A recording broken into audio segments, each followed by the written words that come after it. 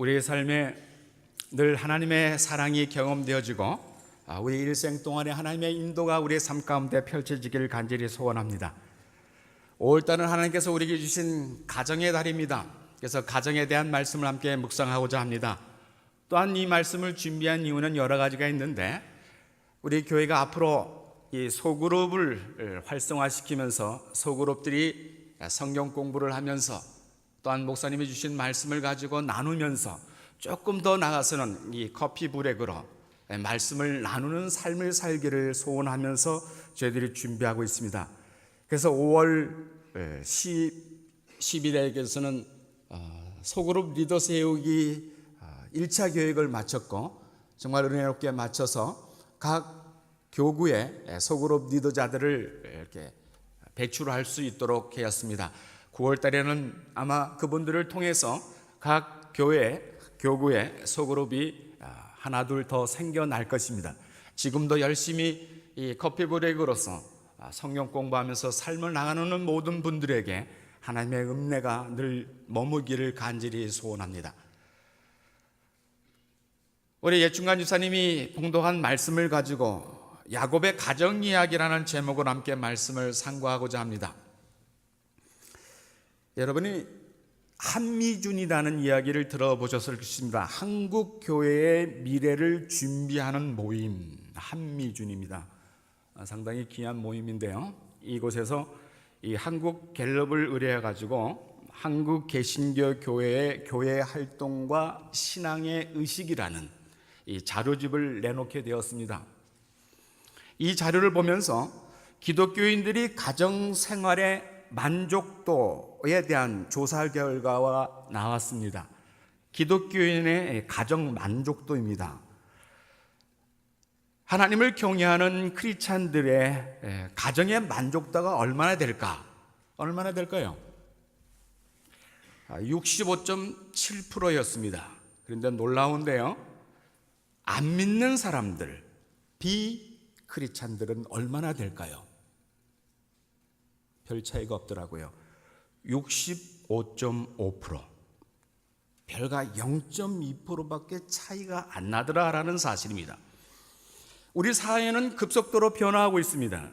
많은 가정이 여러분이 아시듯이 무너지고 있습니다.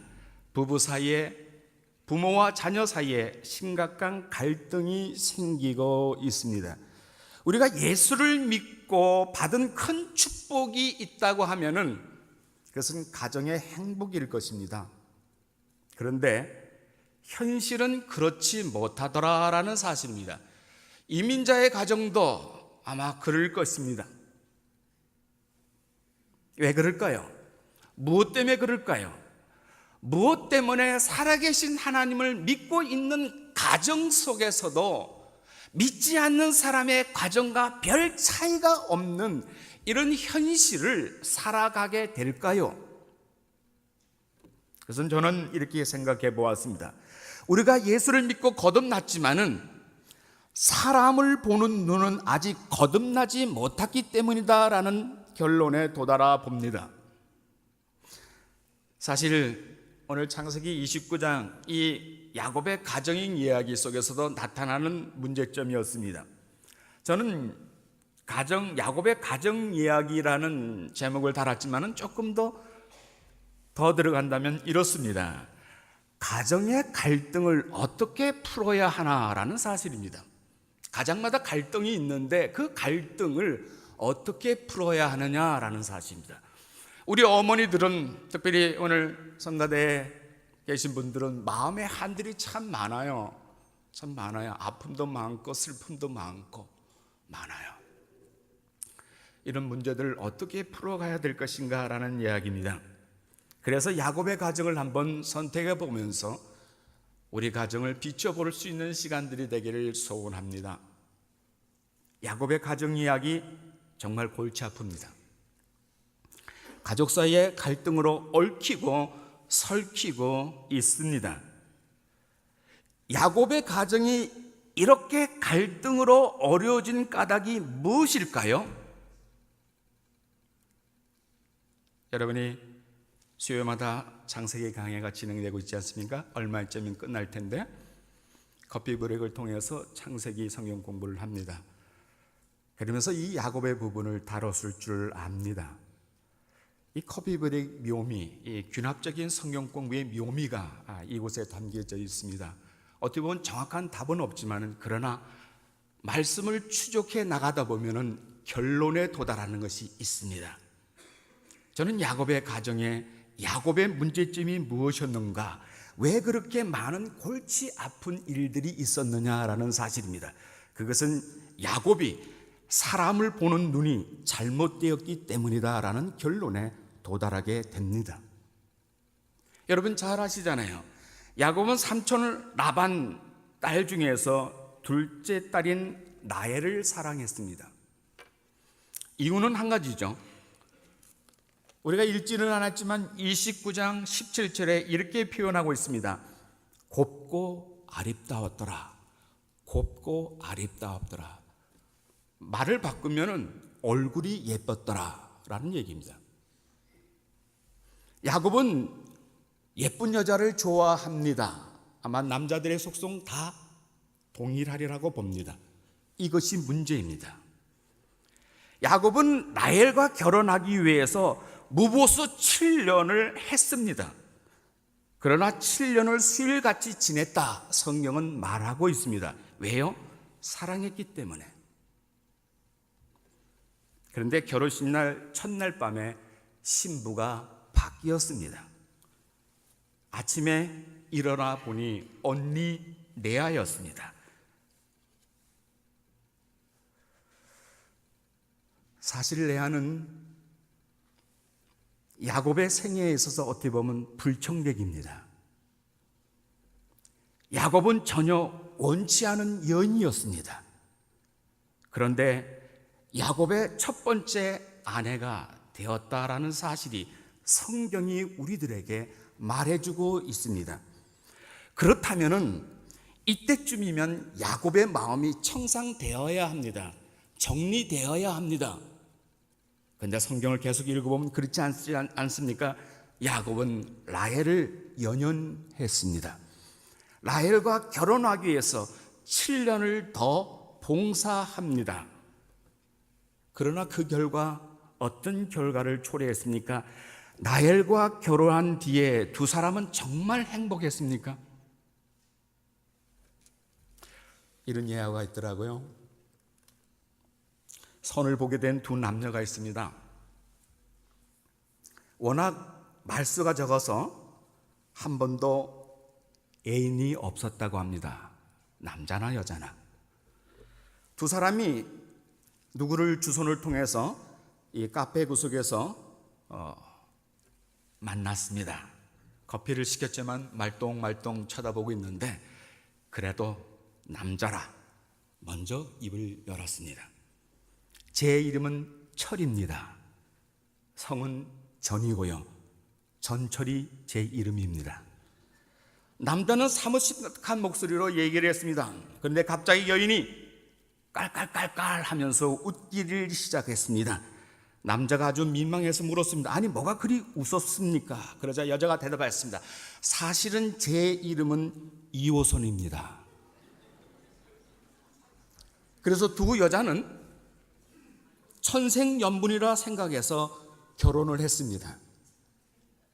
자, 그러면 이 두 사람은 과연 알콩달콩 행복하게 살 수 있었을까요? 이 사람과 결혼하기만 하면은 그냥 그대로 행복이 다 보장되고 항상 장밋빛처럼 항상 밝을까요? 어떻습니까, 여러분? 야곱의 가정도 14년을 사랑하는 여인 라헬을 위해서 일을 했지만 우리가 읽지는 했지만 창세기 30장 1절에 보니까 문제가 발생하니까 이렇게 싸움이 벌어지고 있습니다. 30장 1절 읽어드리겠습니다. 라헬이 자기가 야곱에서 아들을 낳지 못함을 보고 그의 언니를 시기하여 야곱에게 이르되 내가 자식을 낳게 하라. 그렇지 아니하면 내가 죽겠노라. 이것을 보면서요, 라헬은 얼굴이 잘생겼는지는 모르겠지만 성격은 좋지 않은 것 같다. 또한 지혜롭지 못한 것 같다. 야곱이 들으니까 기가 막히죠. 2절에 이렇게 얘기합니다. 야곱이 라헬에게 성을 내어 이르되 그대를 임신하게 하는 것은 하나님께 있는데 내가 하나님을 대신하랴. 그렇게 열렬하게 14년을 사랑해서 결혼했는데 문제가 생기니까 다투더라라는 사실입니다. 크게 싸우더라라는 사실입니다. 여러분, 이런 예화 아시잖아요. 실제 있었던 일이라고 얘기를 합니다. 다들 여러분 들어보실 줄 압니다. 시골에서 60평생을 함께 살아온 할아버지 할머니가 TV에 나와서 스피드 퀴즈를 했습니다. 할아버지가 단어를 설명하면은 할머니가 맞추는 게임입니다. 그런데 나온 단어가 뭐였죠? 천생연분입니다. 할아버지가 그 단어를 설명하기에요, 내가 누구지? 그렇게 물었습니다. 할머니가 뭐라고 대답합니까? 원수라고 대답했습니다. 당황한 할아버지가 아니, 4글자로. 그러니까 할머니는 아주 자연스럽고 경향된 말투로 평생 원수라고 하셨습니다. TV를 보는 전국 모든 사람이 다 웃었습니다. 그냥 그 말 한마디에 그 할아버지가 또한 할머니가 같이 살아온 모든 세월의 삶이 고스란히 읽혀지더라라는 사실입니다. 뿐만 아니라 많은 사람들이 할머니, 할아버지처럼 살아가고 있기 때문에 모두를 공감하고 있었기에 그 TV를 시청하면서 웃었더라라는 사실입니다. 하나님 없이 살아가는 삶의 모습을 그려주고 있습니다. 하나님을 개인의 구주로 영접했지만 사람을 제대로 보지 못하는 눈이 내게 있기에 그거를 읽지 못하더라라는 사실입니다. 그런데 레아는 어떻습니까? 물론 레아는 스스로 야곱의 아내가 되는 것을 원치 않았을 것입니다. 왜요? 야곱은 자기 동생 라헬을 사랑하고 있다는 사실을 알고 있었기 때문에 그랬습니다. 그런데 아버지 라반의 일방적인 강요에 의해서 야곱에게 시집을 가게 되었습니다. 여러분, 레아에게도 희망이 있지 않겠습니까? 결혼을 했는데 여자로서 가장 큰 행복은 남편의 사랑을 받는 건데 야곱은 여전히 나에게만 마음을 주고 있습니다. 참 안타깝지 않습니까? 그럼에도 불구하고 레아가 대단합니다.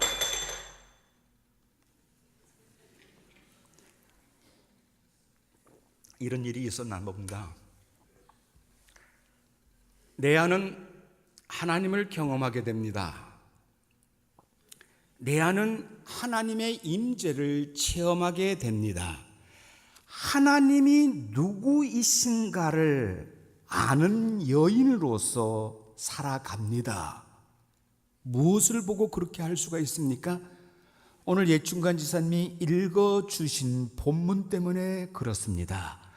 자녀의 이름을 짓는 것을 보니까 처음에는 레아도 남편의 사랑만 간구하고 왜 남편이 나에게 눈길을 한번 주지 않지? 라고 갈등하던 그 상황 속에서 하나님을 만나게 됩니다. 자녀의 이름을 그렇게 지어갑니다. 여러분, 세상에서 가장 가슴 아픈 일이 무엇입니까? 자기가 누구로부터 단절되고 소외되었다는 사실일 것입니다. 버림받았다는 느낌 정말 참 치료하기 어렵더라고요. 그것도 사랑하는 남편으로부터 내가 버림을 받았다라는 생각을 가지게 될 때는 참 치료하기가 어렵고 어렵더라고요. 그런데 하나님께서 그 영혼을 만져주십니다. 하나님께서 레아를 찾아와 주십니다. 오늘 본문을 함께 보기를 바랍니다. 레아에게 허락하신 네 자녀들의 이름들을 보기를 바랍니다.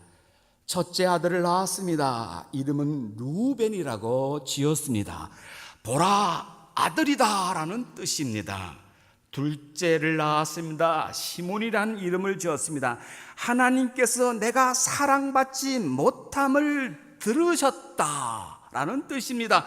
내 기도 들었다라는 이야기입니다. 이제 남편이 내게 오겠지 라고 생각을 했지만은 그런데도 남편은 관심이 없습니다. 셋째 아들을 낳았습니다. 이름은 레위라고 지었습니다. 레위는 연합하다라는 뜻을 가지고 있습니다. 내 남편이 연합해 주겠지. 하지만 그럼에도 불구하고 남편은 여전히 자기에게 아무 관심이 없습니다. 넷째 아들을 낳을 때까지 헛된 희망만 가지고 있었던 것 같습니다. 넷째 아들을 낳기 전까지 레아의 마음은 변화가 없었습니다. 그런데 넷째 아들 유다를 낳으면서 레아의 마음속에 변화가 일어납니다. 넷째 아들의 이름의 뜻이 무엇입니까? 35절에 나오죠. 35절 뭐라고 합니까? 나는 이제는 여호와를 찬송하리로다. 이제는 여호와를 찬송하리로다 라는니다. 레아의 마음이 어떻게 변화했는지를 엿볼 수가 있더라라는 사실입니다. 지금까지 가졌던 자신의 판단과 추구가 틀렸다는 것입니다. 여전히 남편은 관심도 없고, 그러나 이제 더 이상 남편의 기대에 매달려 살려서는 안 되겠다라는 결심을 넷째 아들 유다를 낳으면서 그가 결심하게 되는 것을 압니다. 아마 넷째 아들을 낳기까지는 레아는 이런 건 몰랐을 것입니다. 그런데 유다를 낳고는 내가 이제는 여호와를 찬양하겠다. 즉 이제까지는 남편에게 사랑받고 남편에게 잘 보이기 위해서 살았지만은 이제부터는 하나님만 찬송하겠다, 그분만 의지하겠다, 그런 고백이 이 35절 안에 담겨져 있더라라는 사실입니다. 레아는 하나님께서 자기에게 아들들을 허락하신 것을 알고 있었습니다. 그리고 아들들을 통하여 하나님이 자기를 위로하고 계심을 믿고 있었습니다. 아들들을 볼 때마다 하나님께서 나를 위로하시는 분이라는 사실을 깨닫고 느끼고 체험하고 있었습니다. 비록 자신의 신세가 남편에게는 사랑받지 못하는 처량한 신세이지만 그런 자기를 사랑하시는 하나님께서 철저하게 위로하고 계심을 붙들고 사는 여인이 되었다라는 사실을 오늘 35절을 통해서 깨닫게 됩니다. 사람이 주지 못하는 위로, 하나님으로부터 직접 받는 위로, 행복한 여인 아닙니까? 이사야 선지자가 이렇게 말씀합니다. 이사야서 30장 18절입니다. 오늘 예배 부름 때 함께 드렸던 말씀입니다. 여호와께서 기다리시나니 이는 너에게 은혜를 베풀려 하심이요 일어나리니 이는 너희를 긍휼히 여기려 하심이니라. 대저 여호와는 공의의 하나님이시라. 무릇 그를 기다리는 자에게는 복이 있도다. 아멘. 그를 기다리는 자에게 복이 있도다. 하나님은 이사야 선지자를 통해서 말씀하고 있습니다. 그러므로 우리 삶에 있어서도 하나님께서 우리를 긍휼히 여기시는 그 하나님을 바라볼 수 있는 은혜가 있기를 간절히 소망합니다. 내 삶 가운데 하나님이 나를 만져주시고 내 마음을 만져주시고 더 나아가서는 자녀들의 마음까지 만져주시는, 하나님을 일대일로 체험하는 하나님의 임재를 경험하는, 그래야 그것에 삶을 살아가는 이유가 있습니다. 목적이 있습니다. 마음이 무너졌는데요, 아픔이 찾아오는데요, 갈등이 찾아오는데요, 문제만 생각하면 머리가 아픈데요, 그런데 그곳에 하나님께서 개입하시더라라는 사실입니다. 여러분, 이것은 우리들에게, 이민자의 삶을 살아가는 우리들에게 주시는 하나님의 메시지입니다. 이제부터는 하나님만 찬양하리로다. 여러분의 가정과 우리의 가정 속에 울려 퍼지는 고백이 되기를 간절히 소원합니다. 눈물이 있습니다. 아픔이 있습니다. 누구에게 말 못하는 고통이 있습니다. 그 고통을 가지고 자녀를 양육해보는 어머니 아버지는 알 것입니다. 그 고통을 그대로 자녀가 받고 있더라고요. 어머니 아버지, 할머니 할아버지, 예수님 만나 예수님과 교통함으로 인해서 나는 이제 여호와만 찬양하리라 하는 이 고백이 고통의 현장 속에, 아픔의 현장 속에, 갈등의 현장 속에서 고백되어지는 우리의 고백이 되어 우리의 가정이 다시 회복되고 우리의 가정이 하나님을 발견함으로 인하여 하나님의 주시는 놀라운 사랑을, 오늘 성가대 찬양에 그러지 않습니까? 성전에 모여서, 가정에 모여서도 주의 사랑을 생각합니다. 우리의 일생을 인도하여 주옵소서. 우리의 고백이 되기를 간절히 소원합니다. 우리의 입술의 찬양이 되기를 간절히 원합니다. 마지막으로, 그렇다면 야곱은 어떻게 됐을까요? 야곱은 그의 눈이, 그의 의식이 그대로 갔을까요? 그는 하나님은 여러 번 체험했습니다.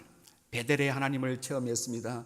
형 때문에, 에서 때문에 그는 약복강 강가에서 물을 끓고 기도했던 사람이었습니다. 브니엘의 하나님을 체험했었습니다.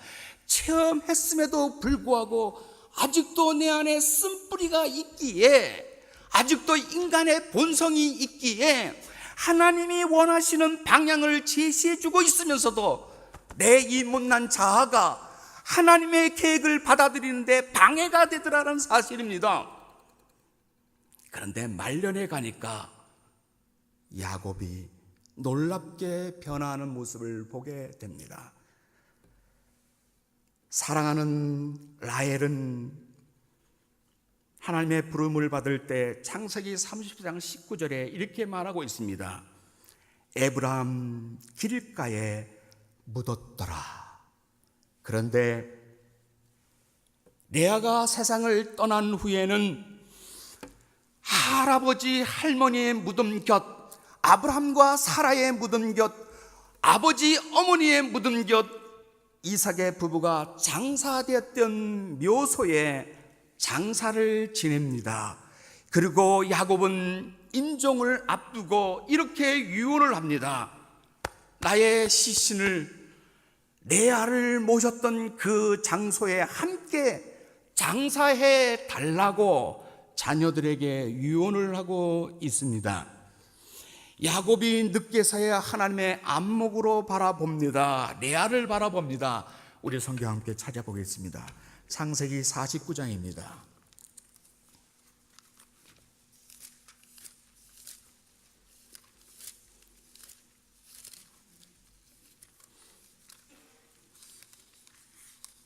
창세기 49장 29절부터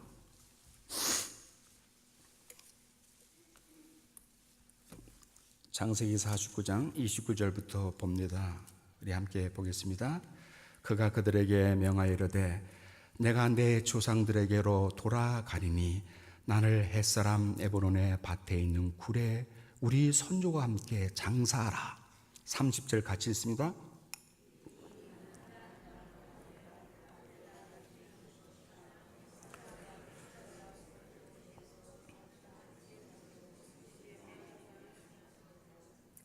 (31절) 아브람과 그의 사라가 거기 장사되었고 이삭과 그의 아내 리브가도 거기 장사되었으며 나도 내 알을 그곳에 장사하였노라 했습니다.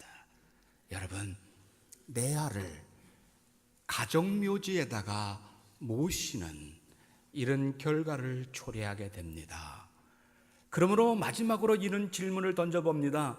교납적인 성경 공부의 묘미일 것입니다. 커피 벼룩의 묘미일 것입니다. 진정으로 하나님께서 짝지어 주기를 원했던 부인은 누구일까요? 입니다. 야곱의 생애에 있어서 하나님이 원했던 그 진짜 부인은 누구일까요? 라헬은 자기가 아립다오 때문에 선택했습니다. 그러나 하나님은 그렇지 않더라고요. 레아를 하나님은 선택해 놓고 야곱에게 계속 기회를 주고 있습니다. 레아가 너의 사랑하는 첫째 아내이니라. 어떻게 합니까?